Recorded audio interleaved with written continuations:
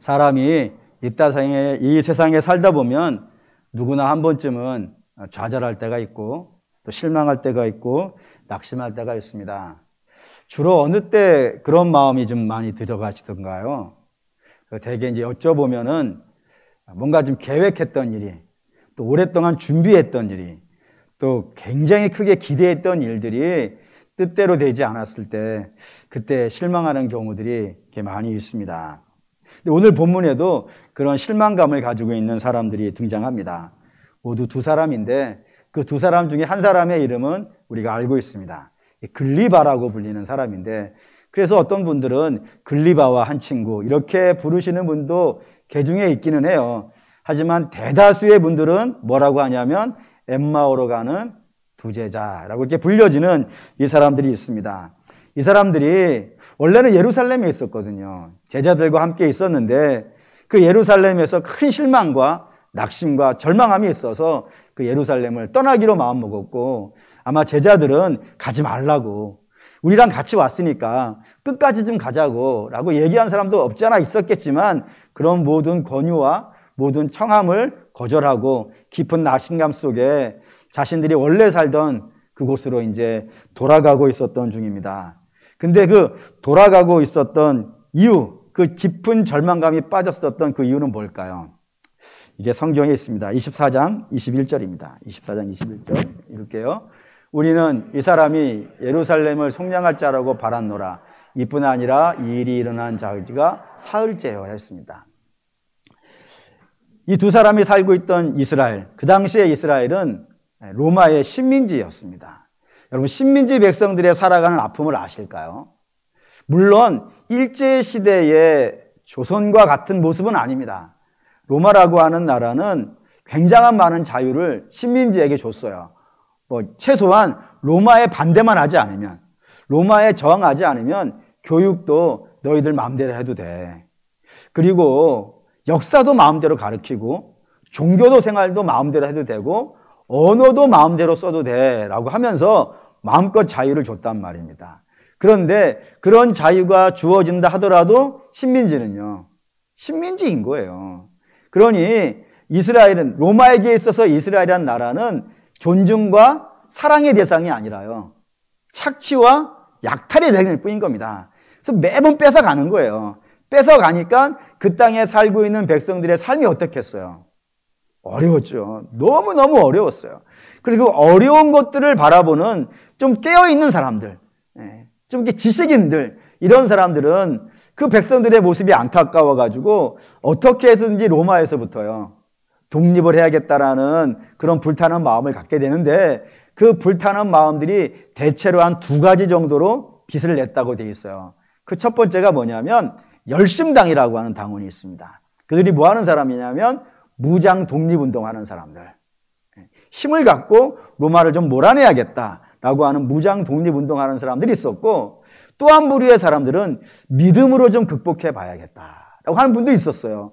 믿음으로 극복한다는 게 어떤 개념인지는 우리 역사책에 있죠. 예전에 그 몽골이 고려를 침공한 적이 있었습니다. 너무 압도적인 권력이, 힘이 내려오니까 고려 백성들이 어떻게 할 줄을 몰라가지고 방법을 유일하게 찾아낸 것이 뭐였냐면 불심으로 한번 이겨보자 라고 생각을 한 거예요. 그래가지고 뭐를 만들었다 하죠? 팔만대장경이에요. 그러니까 팔만대장경은 뭐 여유 있는 때 만들어진 것이 아니라 국난을 어떻게 극복할까 하다가 불심으로 좀 이겨보자 라고 하는 마음에서 팔만대장경을 팠듯이 예루살렘에도 그런 사람들이 있었던 거예요. 믿음으로 해보자. 그래서 예루살렘을 떠나서 쿰란이라고 하는 곳에, 광야거든요. 그 광야 속에 들어가서 입는 것도 먹는 것도 철저히 제약하면서 성경을 쓰고 기도하면서 이 문제를 좀 해결해 보자라고 하는 사람들이 있었다 이겁니다. 이런 식으로 국난을 좀 해결해 보려고 무진장 애를 썼는데 해결이 됐을까요? 안 됐을까요? 안 된 거예요. 아무리 애를 써도 안 되는 거예요. 왜 그랬을까요? 왜 안 됐을까요? 로마라는 나라가 너무 압도적이어서 그래요. 그래서 역사가들이 이런 고민을 한 거예요. 지금까지 이 땅에 나타났던 제국들 있지 않습니까? 각종 제국들, 그런 제국들을 다 놓고 어느 나라가 제일 센 나라인가 한번 연구를 하고 조사를 했대요. 비록 1대1로 비교할 수는 없겠죠. 지금의 미국하고 옛날에 몽골 이런 식으로 비교할 수는 없는 것 아니겠어요. 그래서 그런 거 빼고 주변에 있는 나라들이 저 나라를 보면서 얼마나 공포를 느끼던가, 이런 공포 지수로 세계 최대 강대국을 연구를 했더니 1등이 누구였냐면 그게 로마였다는 거예요. 그러니까 로마란 나라가 그만큼 그 시대에 모든 나라에 있어서 압도적인 나라, 그런 나라가 로마이니, 그런 나라의 지배를 받고 있는 식민지 국가가 스스로 그 식민지에서 해방될 수 있는 확률은요, 전혀 없었어요. 불가능했어요. 아무리 노력해도, 방법을 찾아도 방법도 없고 길도 없고 또 빛도 보이지 않는 그런 열악한 속에 있으면서 우리는 안 되는가 봐. 우리는 이 상태로 살아야 되나 봐. 최소한 내가 살아있는 동안에는 좋은 날을 볼 날이 없겠어 라고 다들 절망하고 있었던 때라 이겁니다. 그럴 때에 어느 날 놀라운 분이 하나가 등장한 거예요. 누가복음 24장 19절입니다. 있죠? 이르시되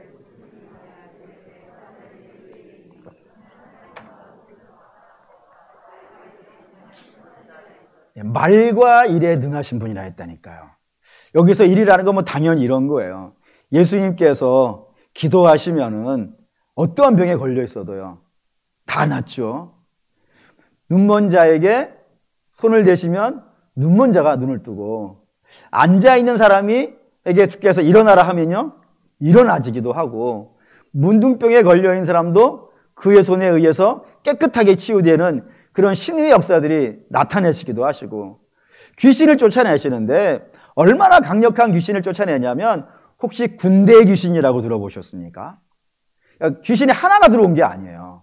군대로 들어온 거예요. 한 2,009 정도가 군대로 들어와가지고 그의 심령을 지배하고 있는데, 그 군대 귀신도 예수님의 말씀 한마디예요. 그 몸에서 묶음을 풀고 물러가는 일도 있었고, 뭐 오병이어도 잘하실 거예요. 물고기 2마리와 보리떡 5개로 5,000명을 먹이시고 12광주를 남길 만한 능력이 예수님에게 있었고, 또 무리를 걷는 일도 하신다니까요. 풍랑을 잠잠케 하시는 일도 하고요. 심지어는 죽은 자에게 나오라고 하니까요, 그 사망을 풀고 나오는 일도 있더라 이거예요. 살리기도 하시더라 이겁니다. 이런 능력에 있는 사람이 과거에 누가 있었겠어요? 지금도 없고 앞으로도 없겠죠. 그런 일에 능하신 분이라 이겁니다. 근데 일에만 능하신 것이 아니라 말에도 능하셨다고요. 그래서 그분이 설교를 하시면 사람들이 어떻게 하는 거예요? 막 밀려오는 거예요. 어마어마하게 밀려오는 거예요. 근데 저도 예루살렘에 갔고 또 그 예수님이 설교하셨던 장소도 다 가봤는데 거기 산이거든요. 산 위에서 설교를 하는 거예요. 근데 기록에 의하면 저 산 밑에까지 사람들이 모여가지고 들었다고 하는 거예요. 놀랍지 않습니까? 아니, 마이크도 없는 시절인데 들렸을까? 라는 의문이 많이 들어가는데도 불구하고 예수님의 설교를 들으려고 수많은 사람들이 모여들기도 했고, 또 설교를 듣고 나서는요, 듣고 뭐 별거 없네 하고 돌아가는 짓이 아니하고요, 그 마음이 움직이더라 이거예요. 그 마음에 감동이 생기더라고요. 그래서 예수님은 말에도 능한 분이라 이겁니다. 그렇게 일과 말에 능한 분이 와서 나타나니까 사람들이 흥분하기 시작하였어요. 저분이면 되지 않겠는가? 이전까지 나타나 본 적이 없는 분이니까, 저 정도의 말과 또 일에 능하신 분이라면은 우리가 지금 당하고 있는 문제, 이 로마에서 핍박당하고 있는 이 문제를 해결해 줄 수 있지 않겠는가? 라고 하는 희망이, 소망이 백성들 마음에 생기기 시작했고, 그 소망이 생기면 생길수록 예수님에 대해서 열광했겠죠. 열광하고 수많은 사람들이 예수님을 따라다니기 시작하였어요. 그러던 어느 6월절이 다가오던 날, 예수님께서 제자들에게 이제 예루살렘으로 가자라고 말씀하시는 거예요. 그 이야기를 들은 제자들이 마음이 뜨기 시작하였어요. 아이, 그날이 왔는가 보다. 우리가 독립할 날이 왔는가 보다. 예수님께서 이제 예루살렘에 올라가시면 사람들이 많이 올 거예요.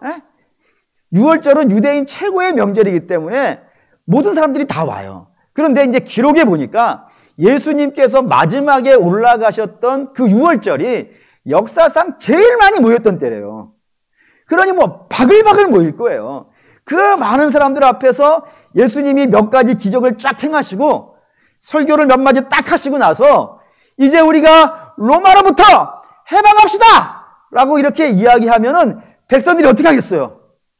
마음이 막 끌어오르지 않겠습니까? 마음이 끌어올라가지고 막 봉기를 하게 될 거예요. 봉기를 해서 로마 그 청사 앞에 가가지고 그 막 시위하고 물러가라 그러면은 아무리 로마라 하더라도 이 기세에 밀려가지고 물러가지 않겠는가. 그리고 저들이 물러가면 이 나라가 다시 회복되어질 것이고, 어떤 나라가 회복되어질 거냐면 다윗의 나라. 그 다윗의 나라가 회복되어지고 다시 세계의 중심에 우뚝 서서 열방을 향해서 소리치면 열방이 와서 고개 숙이는 그런 찬란한 제국이 다시 한번 완성이 되어질 수 있을 것이다라고 기대를 품었다 이거예요. 그래서 그 기대감 속에 흥분되어 가지고 예루살렘에 막 올라갔단 말입니다. 근데 그렇게 예루살렘에 올라갔더니 그들이 기대했던 일들이 벌어지더라, 안 벌어지더라. 안 벌어지더라 이거예요. 예수님은 독립을 외치시지 않더라 이거예요. 심지어는 백성들을 많이 모아놓고 그런 설교도 안 하시더라고요. 심지어는 이런 날도 있었어요. 고난주간 중간에 있는 날이 수요일인데 그 수요일을 부르는 별명이 하나가 있어요. 그 별명이 뭐냐면 침묵의 수요일이에요. 아무 말씀도 하지 아니하시고 도대체 어디에 가셨는지, 예? 예수님의 마지막 일주일은 성경이 정말 낱낱이 기록했어요. 일거수일투족을 거의 빼놓지 않고 하루 단위로 다 기록했단 말이에요. 근데 수요일 기록말은 없어요. 어디가 계셨는지 보이지도 않는 날이 있기도 하셨고, 그리고 뭐 열심히 하신 것이 무엇이냐면은 제자들 불러다 놓고 발 씻기고, 그리고 너희도 이런 사람 돼야 된다고 하시고, 내가 이제 죽을 거라고 얘기하시고, 뭐 이런 얘기만 하시는 거예요. 그래서 제자들이 안 된다고, 우리가 뭐 역사를 만들어야 되지 않겠냐고 막 하는데도 불구하고 주께서는 아랑곳하지 않고 겟세마네에 가가지고 잡혀버리시더라 이거예요. 잡혀버리셨을 뿐만 아니라 거기에서 죽으시더라 이겁니다. 누가복음 24장 20절입니다. 있죠. 우리 대제사장과 관리들이 사형 판결에 넘겨주어 십자가에 못 박았느니라. 저들을 좀 잡아달라고 그렇게 기대했었는데 오히려 저들에게 붙잡혀가지고 죽는 일이 발생된 거예요.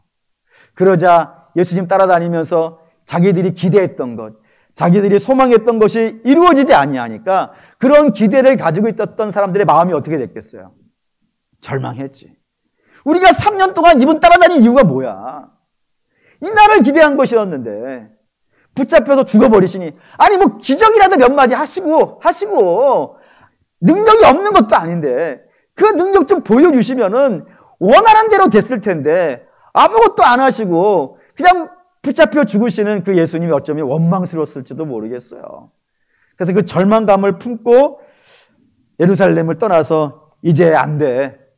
우리에게는 소망이 없어. 절망감 가지고 자기의 고향으로 돌아가고 있었다 이겁니다. 근데 그렇게 큰 절망감과 큰 실망감 속에 자기의 고향으로 돌아가던 사람들이었는데 이들이 돌변한 거예요. 어떻게 돌변하냐면 32절에 보면 말이죠. 마음이 뜨거워졌다 라고 되어 있고, 33절에는 자기들이 버리고 온 제자들이 막 여기 좀 더 있으라고 권면했음에도 불구하고 야멸차게 뿌리치고 돌아왔던 그 예루살렘으로요 돌아가기도 하고요.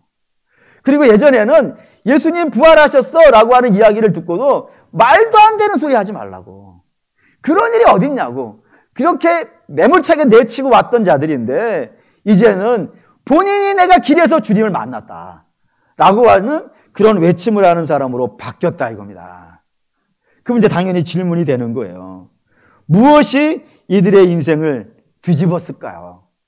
그리고 무엇이 자기들이 버리고 왔던, 외면해버렸던 그 예루살렘으로 다시 돌아가게 만들었을까요? 성경이 이렇게 씁니다. 누가복음 24장 31절입니다. 읽죠. 그들의 눈이 밝아져 그인 줄 알아보더니 예수는 그들에게 보이지 아니하시는지라. 저들이 봤다 이거예요. 저들이 봤다고요. 뭘 봤다고요? 부활을 봤다고요. 다른 걸 본 게 아니에요. 부활을 봤다고요. 그러면 당연히 이런 질문이 돼요. 부활이 뭔데? 아니 부활을 한 거 저들에게 무슨 유익이 있는데? 저들이 예수님이 부활하셨다고 해가지고 저들이 소망했던 독립이 됐어요, 안 됐어요? 안 됐어요. 여전히 로마의 식민지예요. 예수님이 부활하셨다고 해가지고 이들이 뭐 돈이 벌었어요? 아니, 여전히 이들은 가난해요. 그러니까 그들이 평소에 기대하고 바라고 소망했던 것은 부활로 인해서 이루어진 게 하나도 없어요. 하나도 없어요. 그런데도 불구하고 저들은 자기들이 평소에 바랬던 소망이 이루어졌을 때보다 더 열광적으로 변하기 시작하였어요. 더 대단하게 변하기 시작하였어요. 심지어는 자기 목숨도 내놓기 시작하였어요. 그럼 부활이 뭔데? 라는 질문이 되겠죠. 부활이 뭔데 저렇게 했을까요? 사랑하는 우리 믿음의 성도 여러분, 부활은 누구도 부인할 수 없는 단 한 가지의 이야기를 해요. 단 한 가지의 이야기. 그게 뭐냐면요, 눈에 보이는 게 다가 아니라는 겁니다. 내 눈에 보이는 게 다가 아니라 눈에 보이지 않는 세계가 있더라는 거예요. 그게 부활의 세계예요. 사랑하는 우리 믿음의 성도 여러분, 사람들이 이 땅에서 왜 이 땅의 것들에 대해서 그렇게 집착하고요, 그렇게 집중하고요, 더 가지려고 애를 쓸까요? 그 이유는 뻔해요. 이 세상이 다이기 때문입니다. 이게 다예요. 이게 다이니까 이 땅에서 얻어야 되는 거예요. 이 땅에서 먹지 아니하면은 다른 데에서 먹을 수가 없으니까 더 먹으려고 하는 것이고, 이 땅에서 입지 아니하면 입을 수 있는 길이 없으니까 어떻게 해서든 더 입으려고 하는 것이고, 이 땅에서 좀 소리치고 살아야 되니까 다른 데서 소리칠 수가 없으니까 여기가 다니까 이 땅에서 좀 방귀 끼려고 하는 것이고, 이렇게 이 땅이 전부인 사람은 오직 목표가 이거밖에 없어요. 그런데 부활은 말이죠, 이 눈에 보이는 세상 말고 다른 세상이 있다는 것을 증명해 준다니까요. 이게 다가 아니라니까요. 사람이 죽으면 죽어서 사라지는 게 다가 아니라니까요. 다시 살아나는 영생의 세계가 있더라니까요. 근데 여러분, 눈에 보이는 세계는요, 아무리 그게 찬란하다 하더라도 잠깐이에요. 성경은 이렇게 이야기해요. 이 땅의 영광이라는 것이 얼마나 초라한지 풀 같고 또 풀의 꽃 같다고. 잠시 확 퍼져요. 잠시 확 퍼지고 잠시 꽃이 필 수 있을지는 모르겠지만 이 세상의 영광이라는 것은 화무 11억이라 열흘 넘게 피는 꽃이 없고, 뭐 좀 더 많이 쳐주면 100일홍 있어요. 우리 교회 앞에 100일홍 있는데 100일 정도 피는 게 전부라 이거예요. 잠깐 있다가 사라지는 것이 이 땅의 영광인 반면에 우리가 눈에 보이지 않지만 그 영생의 세계가 있다고요. 그 영생의 세계는 말이죠, 영원이에요. 영원. 모든 가치가 영원이라고요. 그러니 사랑하는 믿음의 성도 여러분, 잠깐 있다 사라지는 것이 대단한 거예요? 아니면 영원히 있는 게 대단한 거예요? 비교가 안 되는 거예요. 비교할 수가 없는 거예요. 그래서 부활을 만난 사람들은 이 땅의 영광이 가치 없다는 게 아닙니다. 이 땅의 영광도 하나님께서 우리에게 주시는 것이기 때문에 능히 가치 있고 소중한 것이며 틀림이 없어요. 하지만 그거는 아무리 대단하다 하더라도, 그게 왕이 된다 하더라도, 그게 뭐 재벌이 된다 하더라도, 그게 금메달을 뭐 수십 개 따는 것이 된다 하더라도 그 영광은 잠깐이더라 이거예요. 반면에 우리 주님이 보여주시는 눈에 보이지 않는 그 부활의 세계는요, 영원한 세계라 이겁니다. 그래서 부활의 세계를 만난 사람들, 부활한 주님을 만난 사람들, 그 영원한 세계를 만난 사람들은 그가 누구이든지 간에 외치는 말이 하나가 있어요. 그것이 무엇이냐면, 세상과 나는 강도 없고 구속한 주만 보인다고요. 세상과 나가 가치 없어서 그렇습니까? 가치 있죠. 내가 왜 가치가 없어요?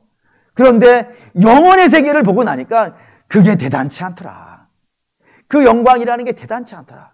정말 대단한 것은 영원하신 우리 주님이시고 그 영원하신 주님이 다스리시는 그 영원한 세계가 대단한 것이다라는 생각이 들어간다 이겁니다. 그게 들어가면 이 땅의 것에 대해서 그렇게 욕심낼 필요가요 없죠. 그렇게 욕심낼 게 아니에요. 그리고 오히려 영원한 세계는 거룩으로 살아가는 사람들의 모습이니까 그 거룩의 욕심보다는요 더 중요해지는 거예요. 그래서 거룩을 따라가는 일이 발생이 되어진다 이겁니다.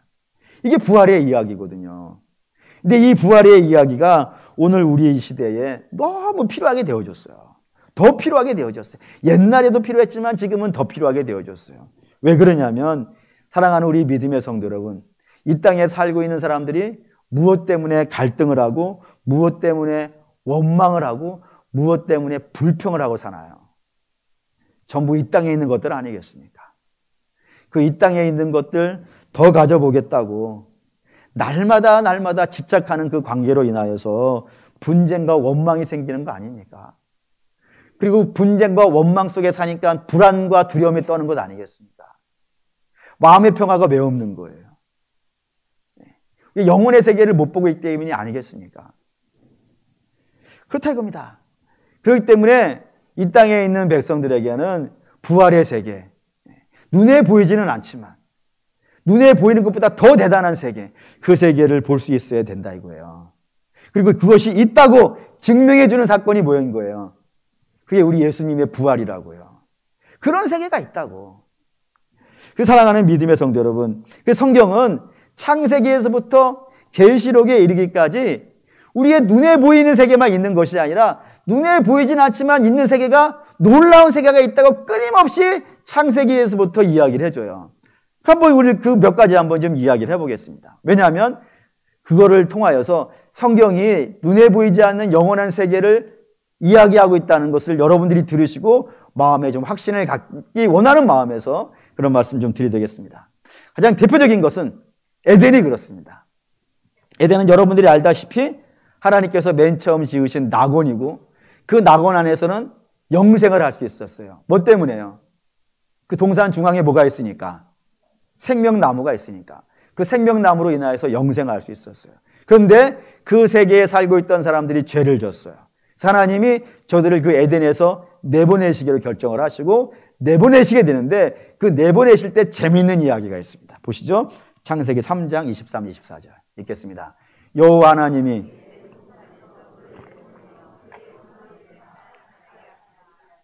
그같이 하나님이 그 동산 사람을 쫓아내시고 에덴 동산 동쪽의 그룹들과 두루 도는 불칼을 두어 생명나무의 길을 지키게 하시느니라라고요.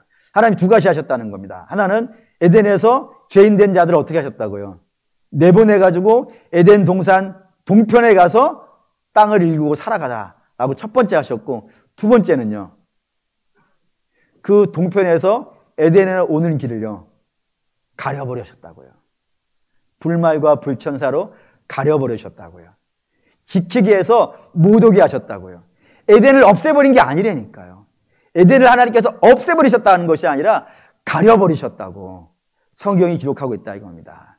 에덴은 눈에 보이지 않는 세계로 우리 안에 있어요. 없는 게 아니에요. 뿐만 아니라 이런 이야기도 있어요. 창세기 5장에 가면 아담의 족보가 나옵니다.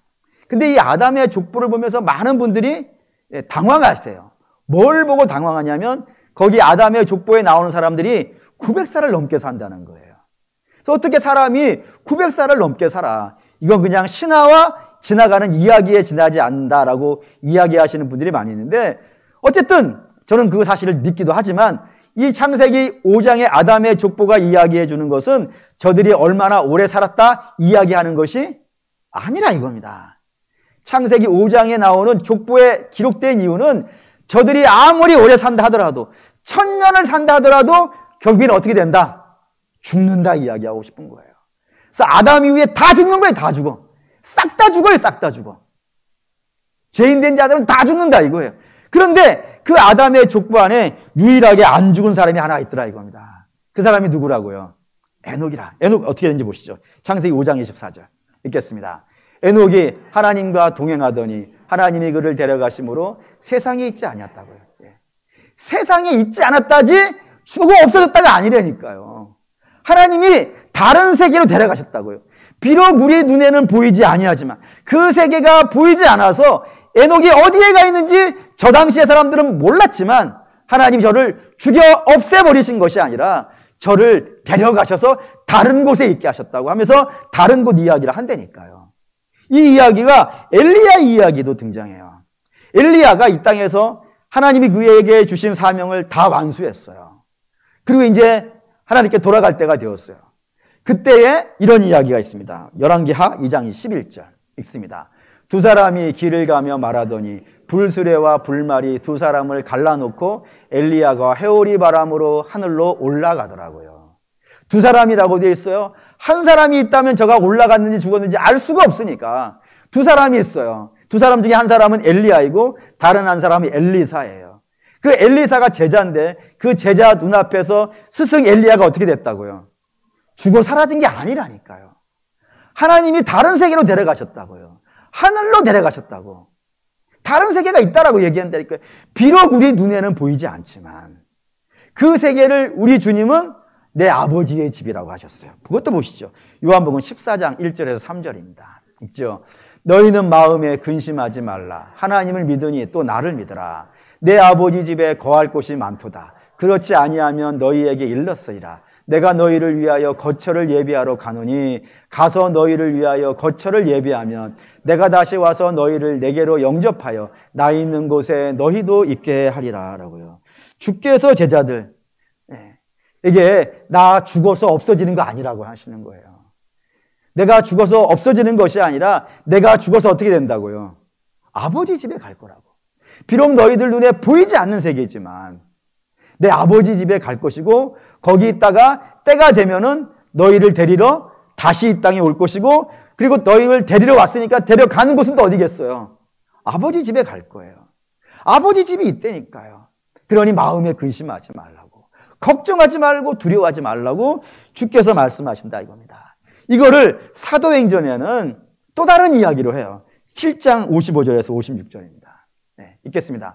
스데반이 충만하여 하늘을 우러러 주목하여 하나님의 영광과 및 예수께서 하나님 우편에 서신 것을 보고 말하되 보라 하늘이 열리고 인자가 하나님 우편에 서신 것을 보노라 한데 스데반이 하늘문이 열리는 걸 봤어요. 그가 죽을 때예요. 하늘문이 열리고 그 열린 문 사이에 누가 보이는 거예요? 예수 그리스도가 보이는 거예요.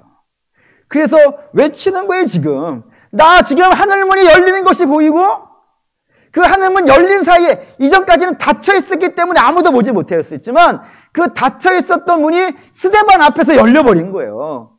그리고 하늘이 보이기 시작하는 겁니다. 눈에 보이지 않던 하늘이 보이기 시작하고 그 보이지 않던 하늘에서 누가 보이는 거예요?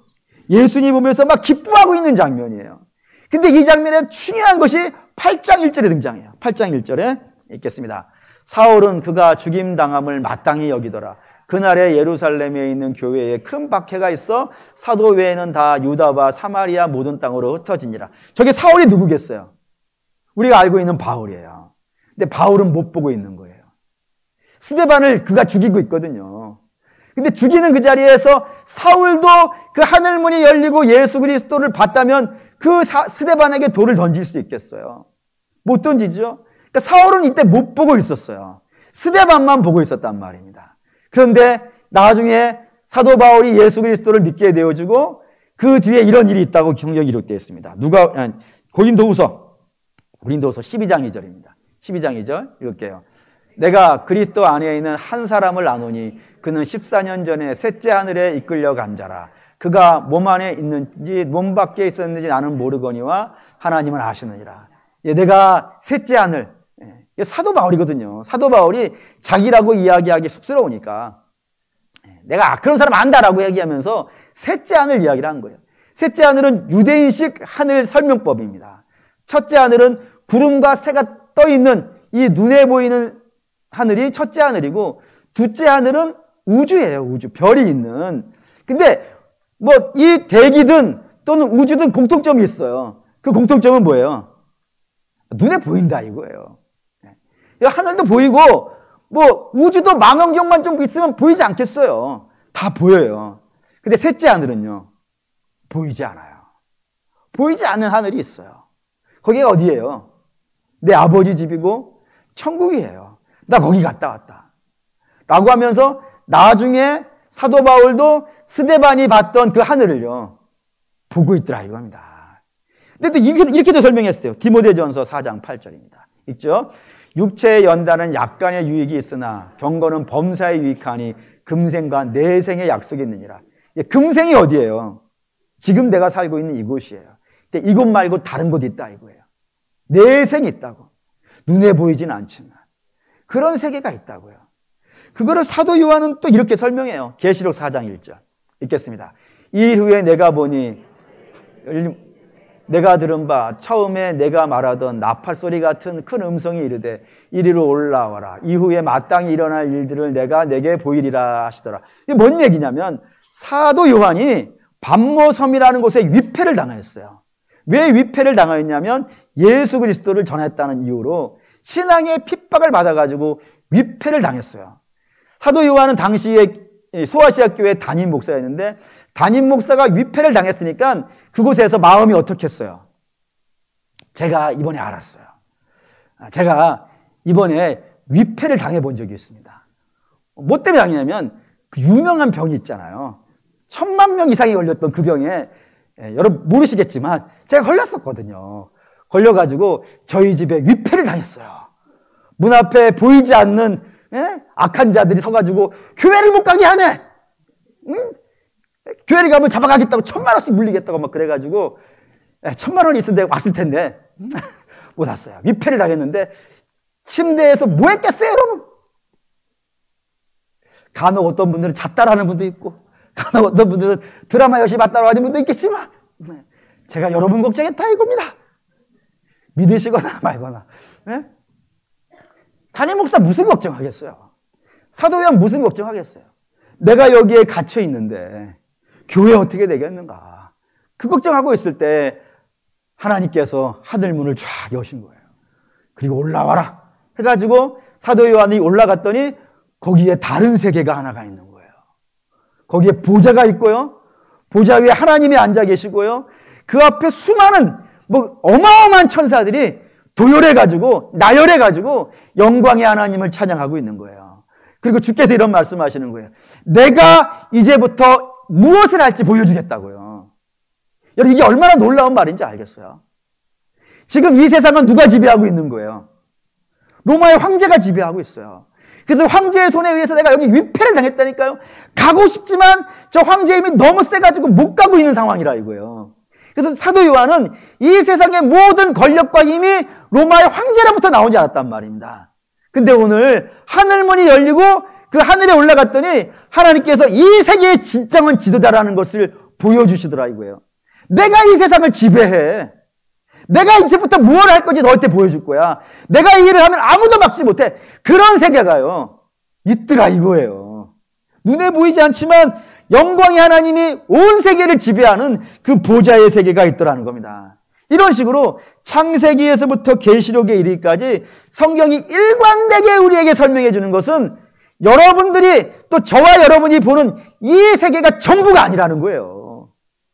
전부가 아니고 눈에 보이지 않는 세계가 있고 그 눈에 보이지 않는 세계가 너무나도 영광스럽고 너무나도 놀랍고 너무나도 아름다운 세계가 있다고요. 그리고 그 세계를 예수를 믿는 사람은요 간다 이겁니다. 우리의 공로와 힘이 아니라 주의 그리스도의 보혈의 힘에 의지해서 그 천국에 가는 소망이 있더라 이겁니다. 그러니 그 소망을 가진 자는 오늘을 어떻게 살아야겠어요? 이 땅이 전부인 줄 아는 사람은요 이 땅밖에 할 게 없잖아요. 근데 이 땅 말고 천국에 있다는 것을 확인한 사람은요 어떻게 이 땅에 집중하겠어요? 이 이야기를 하는 이유가 있습니다. 나니아 연대기라고 아시나요? C.S. 루이스라고 하는 분이 당신이 가르치고 있는 주일학교 학생들에게 어떻게 하면 복음을 쉽게 설명해 줄 수 있을까 해가지고 환타지 이야기로 만든 이야기가 나니아 연대기예요.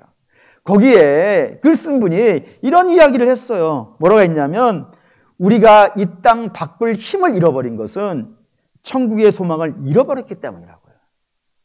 뭔 뜻인지 아실까요? 천국을 안 보니까. 다른 세계가 있다는 걸 모르니까. 그냥 이 땅에 있는 것만 전부인 줄 아니까.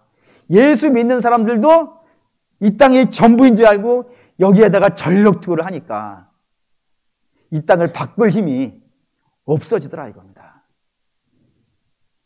근데 사랑하는 우리 믿음의 성도 여러분, 부활이 없으면요 천국이 없어요. 그리고 천국이 없다면 저와 여러분들은 왜 이날 아침 여기 있어야 될까요? 천국이 없는데 여기 왜 있는 걸까요? 그냥 이 좋은 날 놀러 가는 게 낫지 아니하겠습니까? 아니면 지난 밤 친구들과 밤새워 노는 게 낫지 않겠습니까? 그게 아니면은 이 시간에 좀 쉬는 게 낫지 않겠습니까? 또는 좀 더 일하는 게 낫지 않겠습니까? 일하는 만큼 더 벌게 될 거니까요. 또는 놀러 가는 게 낫지 않겠습니까? 그래서 사도 바울이 이렇게 얘기했어요. 천국이 없다면 우리만큼 불쌍한 사람이 없다고요. 근데 우리가 그걸 다 절제하고 오늘 여기 모인 이유가 뭡니까? 오늘 우리 부활을 기념하려고 모인 거 아니겠습니까? 우리 부활을 믿는 자인 줄 믿습니다. 부활을 믿는다면 부활한 자가 가는 세상도 믿어야 될 거 아니겠어요? 우리 천국에 있는 거예요. 천국에 있는 사람은 우리 주님이 당신의 부활하심을 통하여서 이게 전부가 아니라 그 부활한 자가 있다는 세상을 당신의 제자들에게 보여주셨다니까요. 얼마나 많은 사람들이 봤냐면 이렇게 성경에 써 있어요. 고린도전서 15장 3절에서 8절입니다. 읽죠. 내가 받는 것을 먼저 너희에게 전하였으니 이는 성경대로 그리스도께서 우리 죄를 위하여 죽으시고 장사 지낸 바 되셨다가 성경대로 사흘 만에 다시 살아나사 게바에게 보이시고 후에 12제자에게와 그 후에 500의 형제에게 일시에 보이셨나니 그 중에 지금까지 대다수는 살아있고 어떤 사람은 잠들었으며 그 후에 야고보에게 보이셨으며 그 후에 모든 사도에게와 만삭이 되지 못하여 난 자 내게도 보이셨느니라. 이게 사도 바울이 부활을 봤다고 하는 사람들을 써놓은 이력서예요. 여기에 충격적인 것은 이 고린도전서가 쓰여질 때까지만 하더라도 주님의 부활을 본 사람이 더 많다 이거예요. 500명이 봤는데 저들이 아직 대다수가 살아있다고. 그 부활을 봤다라고 증거하는 사람들이 부지기수로 많았고 그 부활을 만난 사람들은 자기의 인생에 로마가 아직 지배하고 있다니까요. 그리고 여전히 저들은 가난하다고요. 그런데도 불구하고 거기에 얽매이지 아니하고 저들은 부활을 만난 자, 눈에 보이지 않는 세계를 경험한 자, 그런 삶을 이 땅에서 살아가더라 이겁니다. 어디를 가서든지 땅끝까지 이르러서도 그 삶을 살아가더라 이거예요. 그렇기 때문에 주께서 제자들에게 이런 말씀하셨어요. 나중에는 너희가 나보다 더 큰 일을 하리라. 처음에는 저게 이 말이 무슨 말인지 몰랐어요. 아니 어떻게 주님보다 더 큰 일을 해? 라고 했는데 생각해보니까 그 말이 말씀이 맞더라고요. 왜냐하면 예수님은 당신의 복음을 어디에서 전하셨어요? 예루살렘과 가나안 주변에서만 하셨어요. 그런데 주의 부활을 본 자는요, 땅끝까지 가는 거예요. 자기가 살아가는 모든 곳에서 부활의 증인으로 살아가더라고요. 다른 세상이 있습니다. 여러분 이게 전부가 아니에요. 우리 주님이 부활하신 것으로 다른 세계가 있다는 걸 보여주셨어요. 우리에게 천국이 있어요. 우리가 갈 곳이에요. 너무나도 아름다운 곳이에요. 그 천국이 있음을 증거하고 살았다니까요. 그래서 부활의 증인이에요. 부활의 증인. 그 부활의 증인이 가는 곳마다 역사들이 나타났고 그래가지고 수많은 사람들이 예수를 믿게 되어졌고 오늘 우리에게도 복음이 전달되어졌다 이겁니다. 고로 사랑하는 이 믿음의 성도 여러분, 이 부활절에 우리가 가져야 되는 마음은 부활에 대한 확신이에요. 부활에 대한 확신을 가지시길 바랍니다. 물론 우리는 성경 시대에 살았던 사람들처럼 눈에 본 자는 아니에요. 하지만 주께서 이런 말씀하셨어요. 눈으로 본 자보다 듣고 믿는 자가 더 세다고요. 우리 센 자예요. 근데 우리 확신을 가질 수 있는 것은 눈으로 본 자들이 우리에게 증거해 준 거거든요.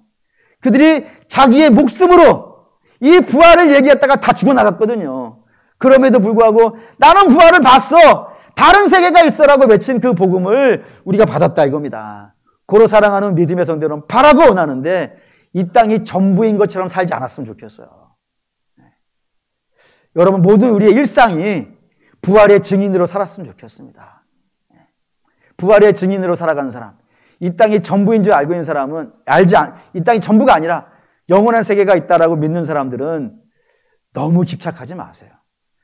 하나님 왜 사람이 나이가 들어갈수록 힘이 빠지게 하셨을까요? 정욕에 매이지 말라고. 욕심에 매이지 말라고. 들고 갈 수도 없지 않습니까? 연세 들을수록 죄송한 표현이지만 못 들잖아요. 못 들고 가는 거 들지 말라고요. 우리가 정말 들어야 되는 건 믿음을 들어야 돼요. 예수님을 붙잡아야 되고요. 그거 힘없어도 붙잡을 수 있고요. 누워서도 붙잡을 수 있어요. 바라보는데 뭐가 중요한지를 좀 아시고 소망을 천국에다 좀 두시고 우리 주님이 부활로 천국을 증명해 주셨으니까 그걸 좀 믿으시고 이 땅에서 성도로서 거룩하게 살아가시는 저와 여러분 되시기를 주의 이름으로 축원합니다. 아멘.